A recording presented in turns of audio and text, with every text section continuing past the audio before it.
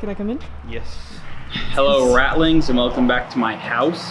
We're going to be moving on to installing our doors into our outdoor opening. Here on the front porch, we're going to get this one done. We have another in the garage, another in our pantry, and then entryway into the basement. We need to put a finish on them and then get them installed just so they're ready to resist the elements and close us up so we can start getting electricity in here and heating and move on from this. So that's what we're going to be jumping into this week. I'll see you there.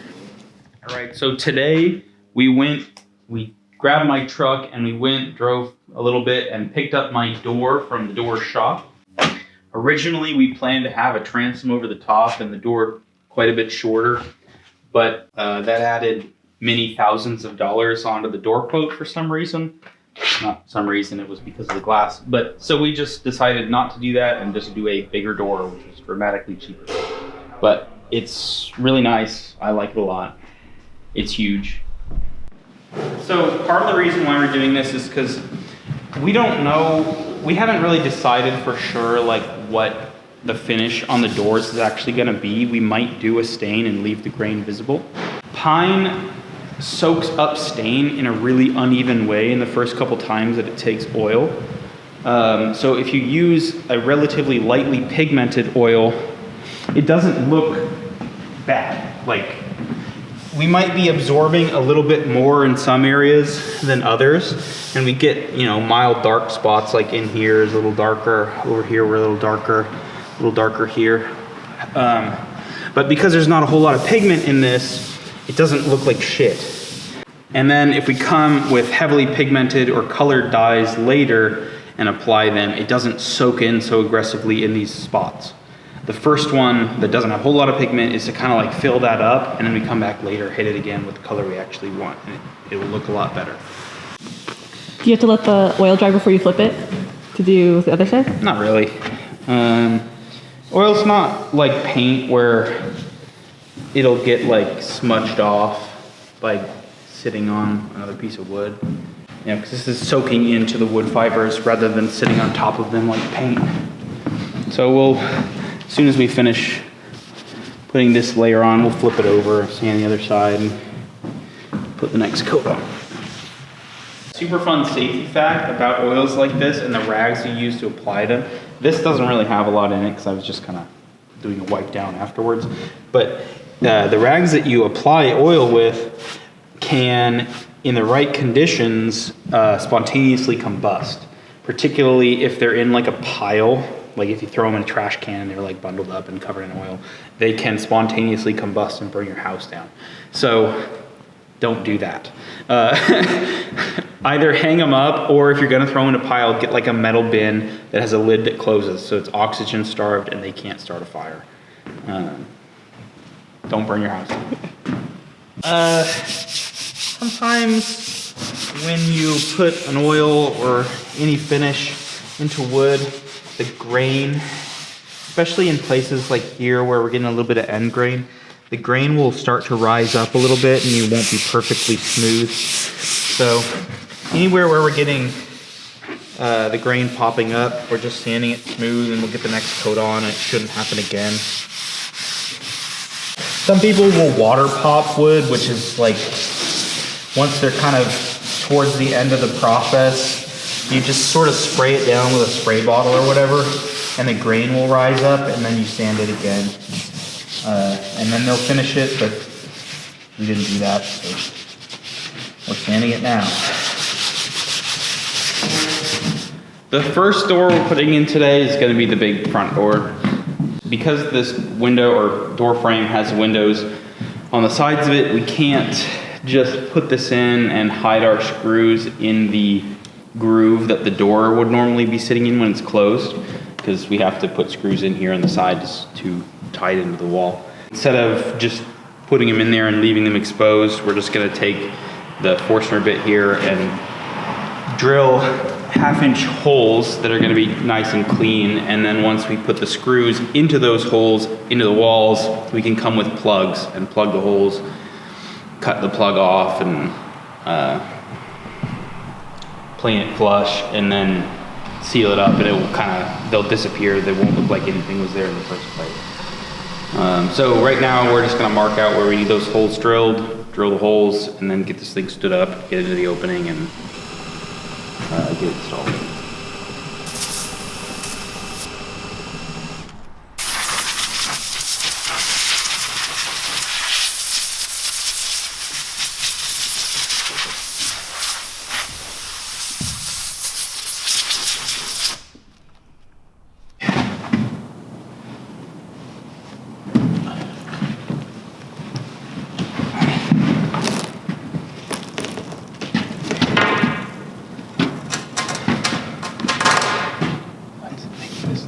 Oh, it's on.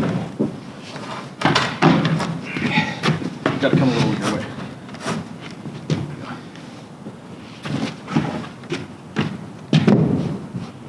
That's cool. We're gonna have to cut the top out. Yeah, I think we do. Should check that one. But I thought. Is there a problem?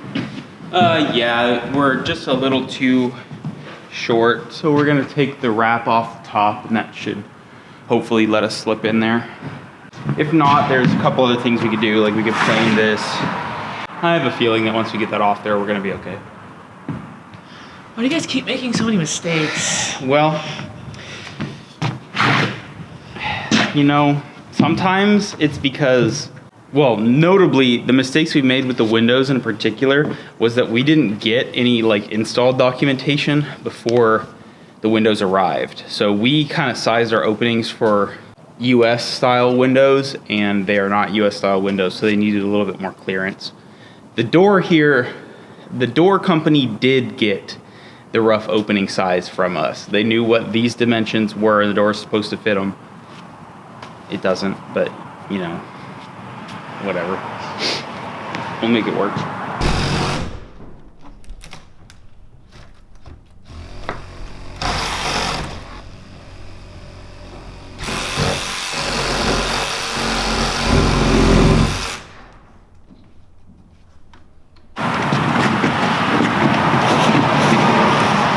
Yeah, you can come my way like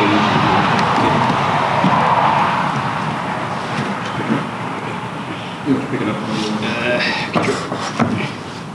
it's pretty good. Yep, I'm in.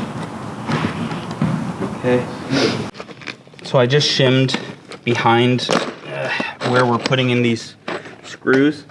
The reason why I'm shimming there in particular is that when I put the screw in, if there's no wood filling this gap, it will pull the door out of shape. Basically, like it will bend the door to squish against the wall here. And we don't want that because it will warp the door as we go up. So each time we put shims behind here to keep the door from moving as we secure it to the wall.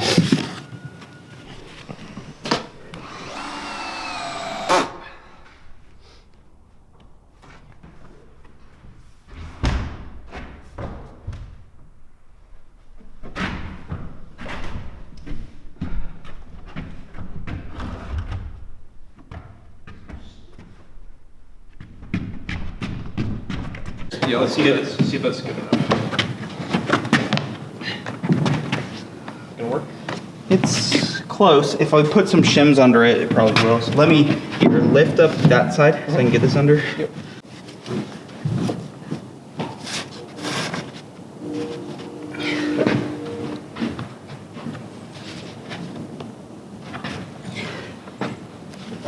Over.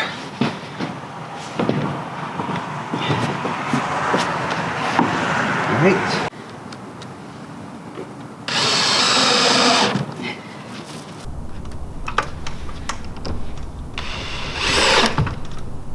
Bye. It does. Yeah, it's a little snug, but you know, that's okay. Better than too small.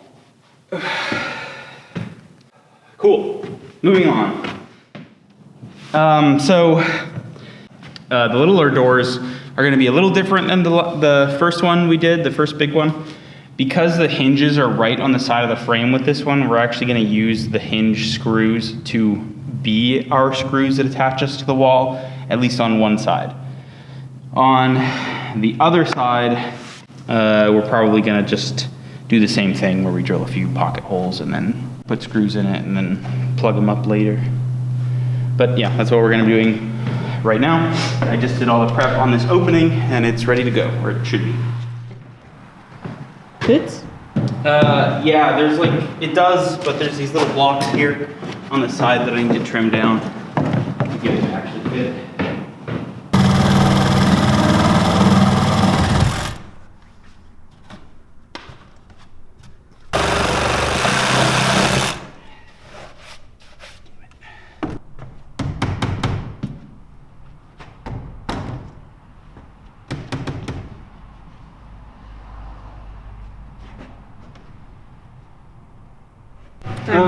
So I'm only doing these two because at least one of these screws on each of these hinges I'm going to replace with a big 4-inch structural screw to go into the wall.